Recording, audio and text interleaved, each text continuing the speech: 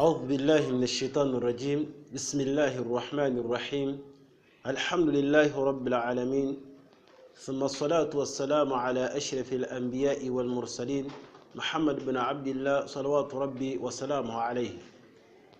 عباد الله، أوصي نفسي وإياكم بتقوى الله عز وجل والسمع والطاعة كما يحب ربنا ويرضى. قال سبحانه وتعالى في كتابه العزيز بعد أعوذ بالله من الشيطان الرجيم إنا بلوناهم كما بلونا أصحاب الجنة الآية. أما تندقى الله وياتسسين كنزا مكسيرا كانوا tuli mu ababaddu be abakyali kumulamwa nga tukyasobola okuba nti tutegeera ebyo Allah subhanahu wa ta'ala biyatutondera ku nsi kuno okuba nti tubissa mu nkola ebimu ku ebyo tuba tusobodde. Tusobola ekitiibwa Allah ateekemu abo abalongoosa mu bulamu buno obw'edduniya. Baganda bange ab'ebitiibwa, olunaku olwaleero insha Allahu ta'ala tugenda kubeera nti tutambulira ku musomo gwaffe ogugamba nti obubi obuli mu kubeera nga tuba abakodo, obubi obuli mu bukodo, nga wekitiibwa Allah subhanahu wa ta'ala akugabiridde n'akuwamu ebyo byakuwadde, naye n'otuuka mu ebyo Allah byakuwadde n'ogaana okubeera nti ojjamu ebyo by'owandibadde owa abo abeetaavu, n'ofuuka omuntu oyo atatakake. So abaddu b'ekitiibwa Allah subhanahu wa ta'ala, nga ekintu ekyo mu ebyo ebitambula mu bulamu obw'ensi Allah atuteerawo mu gitama guno gwe tuwangaaliramu oba society oba obumu bwe tuwangaaliramu ng'abantu abatonde, nga buli omu aliwo okubeera nti nno ayamba munne tusobole okuba tuva ku ddaala okudda ku ddaala eddala. Naye omuntu n'obeera nti oli mu mbeera ey'obwavu oba oli mu mugagga naye n'osanga ng'ate olina ekyo ky'oyitamu oba ky'osukkulumako nga oyingira mu ebyo owekitiibwa Allah subhanahu wa ta'ala bye yatugaana. Mu kyo owekitiibwa ategeeza n'atugamba nti omukodo aduwullah muki mulabe w'ekitiibwa Allah subhanahu wa ta'ala, omukodo mulabe w'ekitiibwa Allah subhanahu wa ta'ala. Kale n'olwekyo oba okitegedde nti omuntu nga tawaayo mu ebyo Allah byamuwa aba mulabe we, tewali nsonga lwaki obeera mu baanadamu abeefaanaganyirizaako bwe batyo. Tugenda kutambulira ku kyafaayo okusobola okulaba omuntu bw'abeera omukodo biki bizibu ki byayitamu, ate bw'aba nga abiyiseemu kati oluvannyuma lwa byonna alina kubeera ng'akola ki mu mbeera emu oba endala.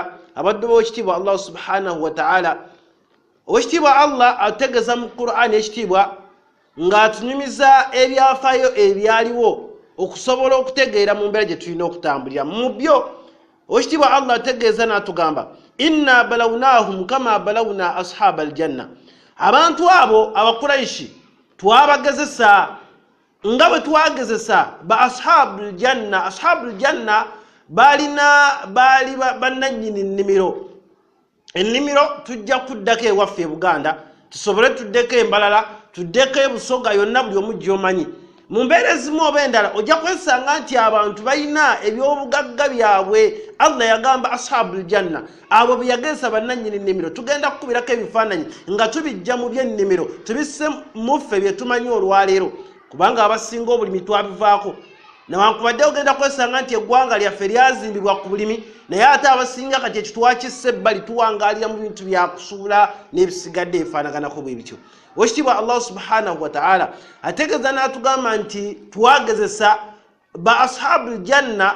Ashabul janna abo baali baana nga balina kitaabu yali musajja nga musaddaasi. Bategeeza bamanyi nti baali bawangaalira mu kitundu ky'e Yamani. Mu kwangaalira mu kitundu ky'e Yamani baaliwo ku mulembe nga Nabiyullahi Isa alayhi salatu wassalamu yakamala okufa. Omusajja oyo yali musaddaasi ng'asaddaaka, naye mu kusaddaaka okungi owekitiibwa Allah n'amujjulula nga ku mbeera ze mwawangaalira ayina abanaku, nga buli kaseera bw'agenda okukungula ayita abanaku n'abagamba musembere mbere nga mbakola ki, nga mbawa omugabo gwammwe mu ebyo bye mulina okufuna mu maali yange. Ekyo nno we mbasabira okutegeera nti omuntu mu mulimo gwonna gw'okola mu nsimbi z'ofuna manya nti olinamu ebintu nga si bibyo. Ebintu ebyo nga biteekeddwa okuweebwa abannyini byo be baani beebwo, kubanga sadaka eno lil fuqara wal masakin eweebwa abaavu n'aba abatalina abeetaavu abalina ebitono ebitabamala. Ne mu mbeera eyo abasajja bano Oweekitiibwa mu kitaabwe bw'amala okufa baakolawo ekyewuunyisa. Ekyewuunyisa kye baakola kye kiriwa iz aqsamu la yasrimunnaha musbihin. Baagenda ne beerayirira ne bagamba nti tugenda kukeera bwankokola, tugenda bukeeza ku makya. Kati tugeze olwaliro bwe tuba tukyogereramu tugere obudde abantu nga tebannaba kuzuukuka. Obudde obwo nomanya nti abantu bazuuka ku ssaawa 2, ssaawa 1, ssaawa 12. Ne mugamba tujja kuzuukuka mu matumbi budde ssaawa nga 7, 8, 9, 10 awo tusobole okugenda okumaliriza diiro zaffe. Bwe batyo nno abaddu b'Oweekitiibwa Allah abo abaana abadda mu by'obugagga bya kitaabwe eyali ennimiro ennungi nga bamanyi bategeeza nti ennimiro eyo yalimu ebyobugagga mwalimu ebintu bingi bye tutasobola kubeera nga tumenya wano olwaleero.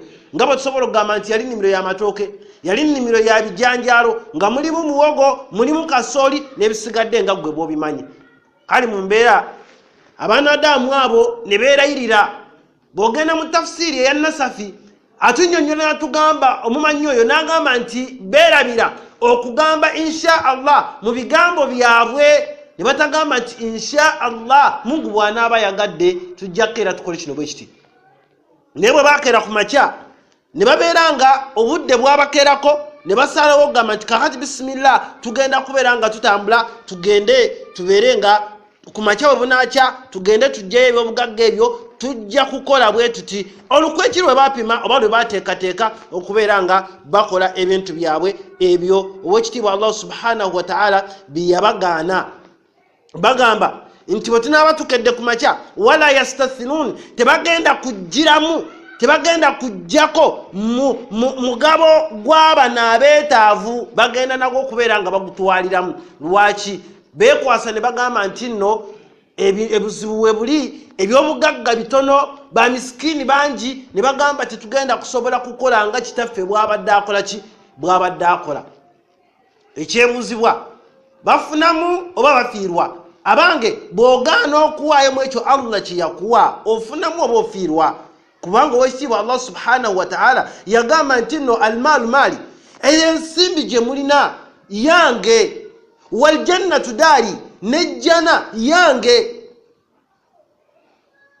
So webanga byonna by'Oweekitiibwa Allah kitegeeza nti olina okubikwata mutokola lukujjukujju kubeera nga Allah byakuwadde ogaana okuwaako abantu abasigadde. Kyava agenda mu maaso Oweekitiibwa Allah subhanahu wa ta'ala n'atugamba fataafa alaiha taifu min rabbika wa hum naimun. Fataafa alaiha abamanyi batunnyonnyola ne batugamba nti fataafa yani ejje ly'Oweekitiibwa Allah lyajja awali ennimiro ne libeera nga lyagyetoolola. Mu riwaaya fataafa omuliro ne gujja, Allah n'atuma omuliro ne gubeera nga gwatwala oba kwegamba gwazingako ennimiro eyo ne gugisaanyaawo. Olira bulungi wahum naimun, nga bali mu kaseera ak'otulo nga beebase.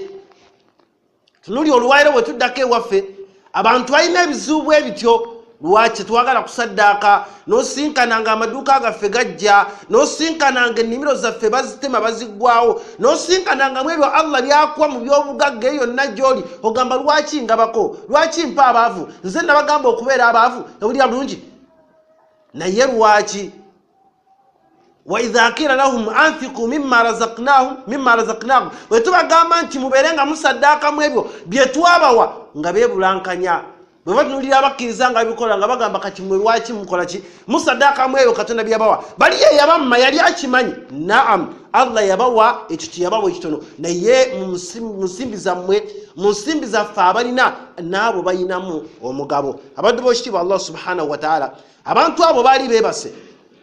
Naye Oweekitiibwa Allah bw'amala okutuma ejje ne ligenda ne libeera nga lyasaanyaawo ennimiro eyo, fa asbahati kassarim. Obudde bwakeera ku makya bwe bukya ne batandika okuba nga omu ku bo yazuukuka. Bwazuukuka fatanadaw musbihin, n'atandika okukoonako omu n'abagamba bange muzuukuke mpolampola. Oya bulungi ng'abayita mwerabidde, tulina omulimu gwe twabadde tulina okumaliriza. N'abagamba nti nno bwe mubeera nga mwasazeewo kukeera ng'ekibakeza ala haruthikum in kuntum salimin. Bwe mbanga mwaze tukeere tugende tukunganya ebyobugagga byaffe biri olira bulungi, bwe mbanga mukakasa ensonga eyo muzuuke tugende. Abasajja ne bazuukuka ne bagamba bisimillah. Bwe bamala okuzuukuka fantalaku ne babeera nga basimbula ne bava ewaka waabwe ne bagenda olira bulungi okutambula kwabwe wahum yatakhafatun nga batambula tebaagala babawulire, tebasitula maloboozi okutya kuliriddawa nti singa banayogera ekigambo abantu bano abaavu ba miskini kitaabo byali alabirira bajja kukeera nga bajja kuzuukuka babeere nga bajja okubasabiriza. Subhanallah, tunuulira ekigezo ky'obwekitiibwa Allah. Abanadamu tukitegere nti Mungu bye yatuwa byonna twejabaata bwejabaasi naye si byaffe. Olw'ensonga tugenda kubireka ku dunia. Tunuulira omusajja yali musajja mugagga ng'awaayo naye abaana bye yalekawo laba enkozi batandise okusalira abantu Allah bye yali yamusaasira nga bayisiza ku mikono gye oba ng'ayisiza ku mikono gye okufuna kye bafuna ekyokulya. N'olwekyo abasinga tufiirwa bakitaffe nga mulina ebyobugagga naye mulina bumbeera gye mulimu, naye singa okimanya nti taatawo yali alina abantu balabirira. Ebimu ku musahaba bwe yajja omubaka sallallahu alaihi wasallama n'abuuza nti ya Rasulallah, bakadde bange baafa nenyiza nti okubasasula, n'amugamba basabire. N'amugamba ekyo kyokka, n'amugamba ekyokubiri yisa bulungi abantu abadde bawangaalagana nabo. Mukubayisa obulungi yemu ku mbeera eno gye tutunuulira olwaliro. Kiki ekyaviirako ba ashabil janna okuyita mu bizibu by'okubanga fataafa alaiha nga Allah atumejje ne lijja ne libeera nga lisaanyaawo ennimiro yaabwe, hatta okubeera ng'amanyi batugamba nti yatuuka n'okutuuka nga eddugala nga bw'olaba ekiro, ng'ennimiro bagiraba ng'eddugala nga bw'olaba ekiro, enzikiza naye nga nnimiro yaabwe lwaki? Lwa bukodo. Albakhiru aduwullah, omukodo mulabe wa Allah. Kwatamu ekyo Allah kyakuwadde ekyewunyisa buli bw'okwatamu okendeera oba oyongera kugaggawala. Lithan baganda bange ab'ebitiibwa, tugamba nti mu mbeera eyo tulina okubeera abantu abeefaako nga tukola eby'ekitiibwa Allah subhanahu wa ta'ala bye yatuwa ne byatulagira okubeera nga tussa mu nkola. Bye bimu mu byo okusaddaakamu ekyo Allah kyaba yatuwa. Nga kye bagamba abasajja bano alla yadkhulanna al yawma alaykum miskin, nga kye bafaayo abana ba miskini baleme kubeera nga babayingirira kujja kubasabiriza. Awo ekitiibwa Allah agamba nti nno abantu bano bagenda falamma ra'awha qalu inna ladallun. Bwe bamala okutunuulira ku mbeera eyaliwo bagamba nti subhanallah, obutuufu ffe tulabika okuba nga wetuzze si we wano. Kiki ekyaddirira muganda wange gwe nze naawe kye tugenda okubeera nga tulaba insha Allah ta'ala mu kitundu kyaffe ekyokubiri ekigamba nti nno obukodo bubi nnyo nnyo nnyo. Aqulu qawli hadha astaghfirullah li wa lakum wa lisa'iril muslimin min kulli dhanbi fastaghfiruhu innahu huwa tawwabur rahim wa huwa barrul karim. Wassalamu alaykum wa rahmatullahi wa barakatuh. يا من أجبت دعاء نوح فانتصر وحملته في فلكك المشحون، يا من أحال النار حول خليله روحا وريحانا بقول